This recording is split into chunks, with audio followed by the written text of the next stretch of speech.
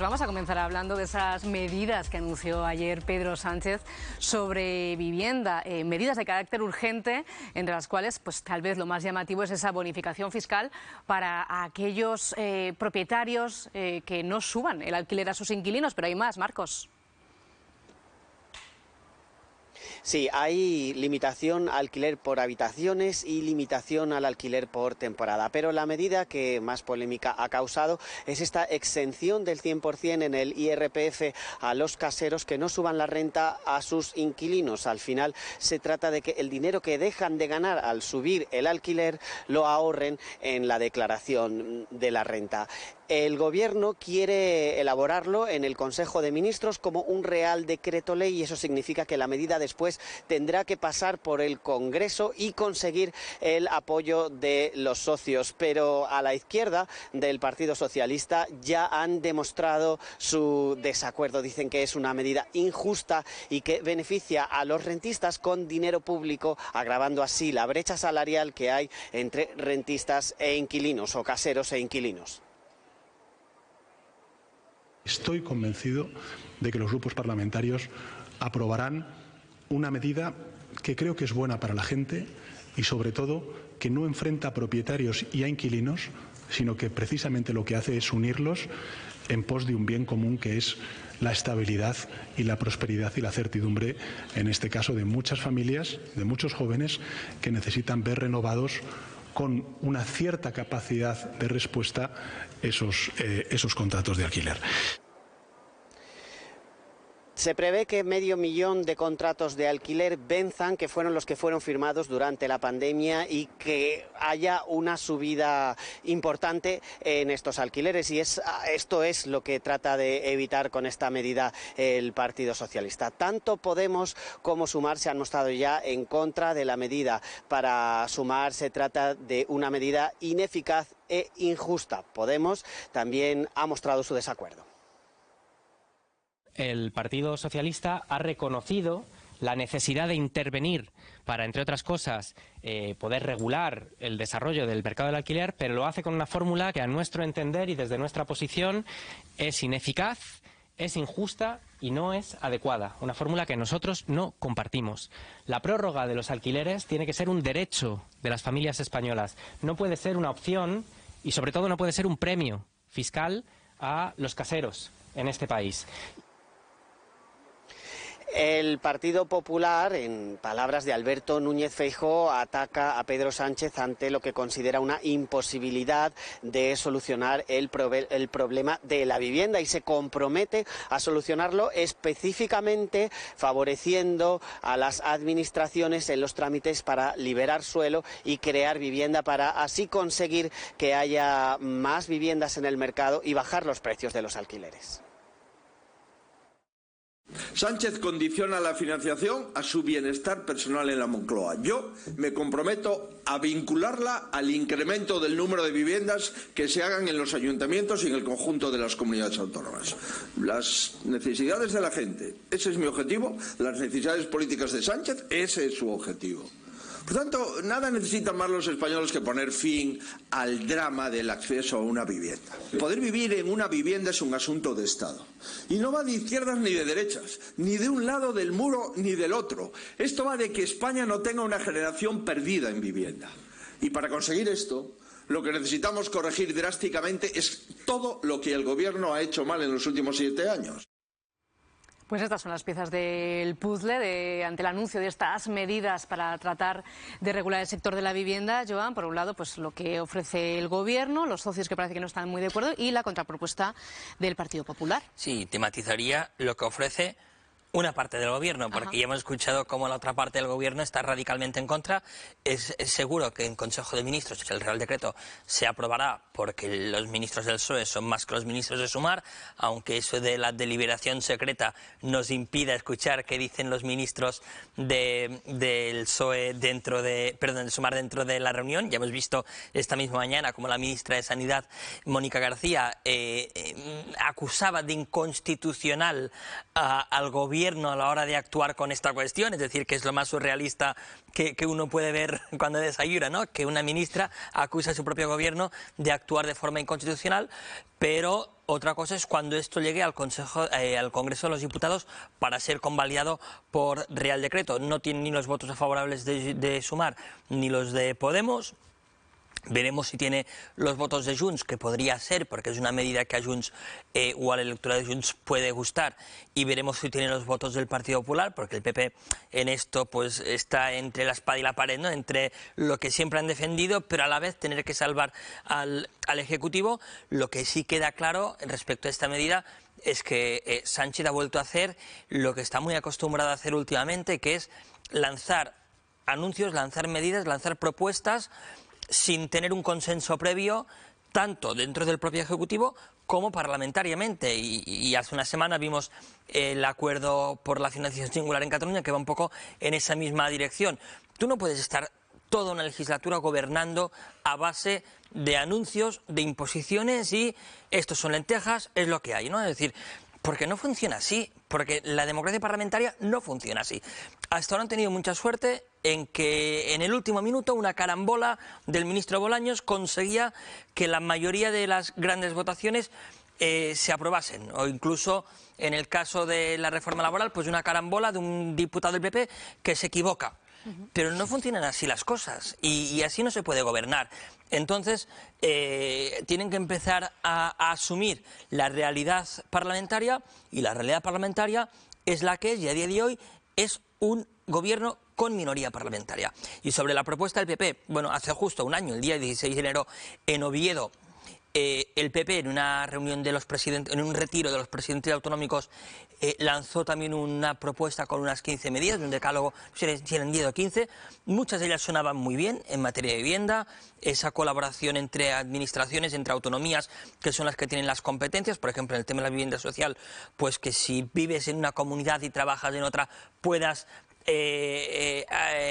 optar a una vivienda social, o que si has nacido en Aragón pero te has ido a vivir a Madrid y se has empadronado en Madrid, ahora puedas optar a alquilar una vivienda social en Zaragoza para volver sin que te penalice el haber estado fuera. Es decir, eso está muy bien, pero eso hay que implementarlo. Y hace un año que se presentó y estamos viendo cómo no se están implementando desde las comunidades, si bien es verdad que las comunidades están haciendo mucho más de esfuerzo que el gobierno central en materia de vivienda y en construcción de vivienda asequible, porque la mejor muestra de ello es la imagen de ayer de 3 ministros y el presidente con el chaleco amarillo y el gorro, viendo cómo se derribaba un edificio en campamento, como si fueran jubilados que no tienen nada que hacer, que ya se hizo hace 20 años con Zapatero. Es la misma imagen que hace 20 años ejemplificó Zapatero. Iván. Bueno, yo creo que todos estamos de acuerdo que el problema fundamental de este país en estos momentos es la vivienda, por lo menos así lo dicen todos los sondeos e investigaciones del Consejo Superior de Investigaciones, del CIS, ¿no? Entonces, si ese es el problema fundamental, lo que en buena lógica esperan los españoles es que los dos partidos de Estado, vamos a llamarlos así, se sentaran y acordaran un plan de vivienda. Porque no parece que haya tanta diferencia entre lo que proponen unos y lo que proponen otros. Y más si todavía tenemos en cuenta que la mayor parte de los presidentes son del Partido Popular y las competencias de vivienda, como tantas otras competencias, son compartidas entre el Gobierno de la Nación, las comunidades autónomas y el ayuntamiento y los ayuntamientos. ¿Por qué no se ponen de acuerdo? Yo creo que eso es lo que deberían pensar seriamente ellos y pensar todos los españoles, que lo que necesitamos es el acuerdo, porque si no se ponen de acuerdo dejan un resquicio para un partido que no gobierna, que no quiere gobernar y que lo único que hace es criticar a los que gobiernan y criticar al bipartidismo. Y a ese partido que le deja ese resquicio tan importante es a Vox, porque no tiene ninguna responsabilidad en la gestión. Se salió de la gestión porque la gestión deteriora y ahora lo que hace realmente es cuestionar lo que hacen otros. Pero no sabemos qué política de vivienda tiene Vox no la sabemos, no la conocemos, porque cuando se presenta su gran líder, como si fuera, bueno, pues va por todos los sitios, el señor Abascal, como si fuera el señor Trump, con esa escenografía que vimos ayer en Teruel, pero no sabemos qué opina de vivienda, no sabemos cuándo realmente, además, recordarlo bien, su voto mayoritario es de los jóvenes, y los jóvenes tienen el problema de la vivienda, con lo cual es absolutamente, bueno, yo creo que tenemos que poner de manifiesto que hay una falta de pensamiento, de racionalidad, que quizá es nuestro papel hoy aquí hacerlo ver, de que, bueno, aquí hay unas contradicciones claras, evidentes. Y todavía, si no recuerdo mal, ayer el señor Abascal en Teruel tuvo la desfachatez de decir a los jóvenes que hablaran con sus padres o con sus abuelos para que votaran a él, como votaban los jóvenes. ¿Es que el señor Abascal no sabe que sus abuelos y sus padres saben lo que es la dictadura franquista? Porque esos jóvenes y esos padres sí que vivieron la dictadura franquista. Posiblemente los jóvenes no, pero sus padres y sus abuelos sí. Por lo tanto, esto es lo grave. Es decir, cuando no hay acuerdo del bipartidismo, cuando no hay acuerdo de los grandes partidos que tienen la responsabilidad de gestionar diferentes administraciones, dejan un hueco abierto para que entre justamente la gente que va contra ellos. Y esa es la clave que deberían de plantearse seriamente, por lo cual sentarse. Parece ser, por lo que hemos leído, que el señor Feijóo sí que se va a sentar con el señor Sánchez y va a ir a la Moncloa. Pues esperemos que vayan a la Moncloa y que no salgan diciendo cosas uno contra otro, sino, si es posible, que lleguen a un acuerdo en relación a los temas de la vivienda. Porque termino, además, decía la ministra que si no quiere la izquierda y no quiere la derecha, es que la medida es centrista. Si la medida es centrista, pues si España da que cuando hacen los estudios el CIS determina que España está en el 4,9, es decir, está centrada, pues si está centrada, que tomen esta medida que es centrada los dos grandes partidos, el Partido Popular y el Partido Socialista. Ahora hablaremos de esa posible reunión que podría tener lugar entre Feijóo y Sánchez, pero vamos a centrarnos en estas medidas y en lo que ha generado alrededor. Iván. El problema, Pilar, es que yo creo que precisamente son esas políticas centradas y esa inacción del bipartidismo en cuanto al derecho a la vivienda lo que nos ha llevado a la situación actual. Quiero decir, se ha permitido pervertir de la peor de las formas el artículo 47 de la Constitución, que establece que no se puede especular con la vivienda y que debe ser un bien de primera necesidad. Eso se ha permitido durante muchos años y eso no se puede desmontar de un día para otro. Es decir, no se puede caer en la demagogia de sumar, de decir con un decreto ley está arreglada la situación, porque además no existen los votos, como decía Joan, en el Parlamento para sacarlo adelante. No se puede hacer esto de un día para otro, pero no se pueden seguir cayendo en los mismos errores. Y a mí las medidas planteadas por el Gobierno me parecen errores y me parece, lo resumía muy bien y no son santo de mi devoción, pero el editorial de hoy de Diario Red, que el titular era si no lo haces mal, rebaja fiscal. Es decir, bueno, porque puedes hacer rebaja fiscal porque tienes dinero, tienes bolsa de dinero. No, te vamos a premiar por no especular. Es decir, te vamos a premiar con una rebaja fiscal por no hacer lo que está establecido en la Constitución. El derecho 47 se tendría que haber blindado desde hace muchísimos años de una manera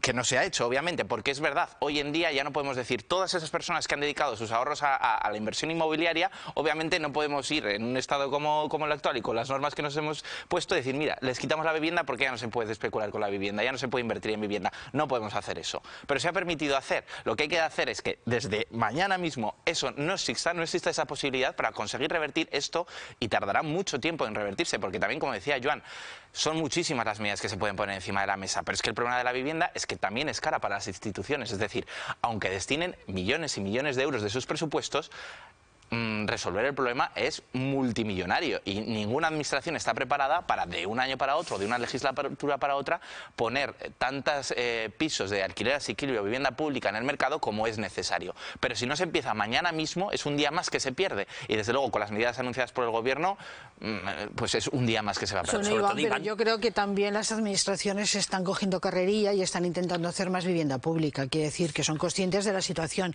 Ahora bien, ciertamente que llevamos muchísimo retraso retraso y no es de uno ni de otro, sino que llevamos muchos años en este proceso de no hacer vivienda pública, muchísimos años, con lo cual el problema, por eso digo que el problema es de acuerdo, si no hay acuerdo no se puede hacer, porque entre otras cosas las comunidades autónomas y los ayuntamientos mayoritariamente son del PP. Sí. Yo estoy de acuerdo contigo de que evidentemente especular con la vivienda es un tema grave, que es lo que está pasando, pero también en ese tema generalizar también es un poco peligroso, la realidad es muy poliédrica y hay mucha gente que lo que tiene esa segunda vivienda que tiene alquilada es un complemento a su jubilación. Sí, sí, sí. Cuidado. Entonces también... Pero eso no te tendría que ser directo, a mí no se esto me parece, quiero decirte que todo el tema de la vivienda, como otros grandes temas, son muy poliédricos. Por eso yo, por encima de todo, defiendo, siéntense, acuérdense, pacten y vamos a buscar una solución que teóricamente para los españoles es el problema más grave y sobre todo, si hacemos caso al CIS, evidentemente, y sobre todo para la gente joven. Y la gente joven ahora, como se vuelque en contra, perdona, está votando al PP, perdona, a Vox, con lo cual yo creo que el problema no es menor, el problema es muy serio para dos partidos que se consideran demócratas, se crean seriamente el tema y se sientan a acordar. Una medida que se llegó a plantear por parte del Gobierno, incluir en este decreto ley la posibilidad de prorrogar los contratos que vencen ahora o los que vencen a 7 años. Eso es verdad que no se puede hacer con carácter retroactivo, es decir, es que jurídicamente es complicado, pero una medida que a mí me parece que es el inicio al camino a la solución y que se está acometiendo en otras ciudades europeas y en otros países de Europa, es que solo te puedes comprar una vivienda si vas a residir en ella. Sí, eso es Viena, el modelo Vienes. El modelo Vienes, que es un modelo que se habla mucho de la ciudad en la que estás empadronado y en esa ciudad solo puedes tener una vivienda. Luego puedes tener segundas residencias, pues vacacionales junto con vivienda pública. Exacto. Que ha hecho mucho el Ayuntamiento de Viena. Eso me parecería una medida que plantearía las bases de la solución. Que al fin y al cabo esto ya es un poco también como está planteado el modelo de hipotecas en España a día de hoy, que si no estás trabajando ahí o empadronado, realmente te va a dar. Es que hay personas que yo conozco, o sea, que no son fondos de inversión americanos, que aprovechando la coyuntura actual tienen 7 hipotecas y no sé cuántos pisos de hecho, Pilar decía, para especular con la vivienda. Por eso la realidad es muy poliédrica. Lo del complemento de la pensión de alguna de esa segunda vivienda, el problema, Pilar, es que hay algunos pensionistas que tienen esa segunda vivienda como complemento que se han subido también a esta ola de la especulación, entre comillas. Es decir, que un piso de 800 de golpe han dicho, oye, que mi vecino está poniendo a 1.200, yo lo pongo a 1.200. Y luego, sobre el tema de la construcción de la vivienda social,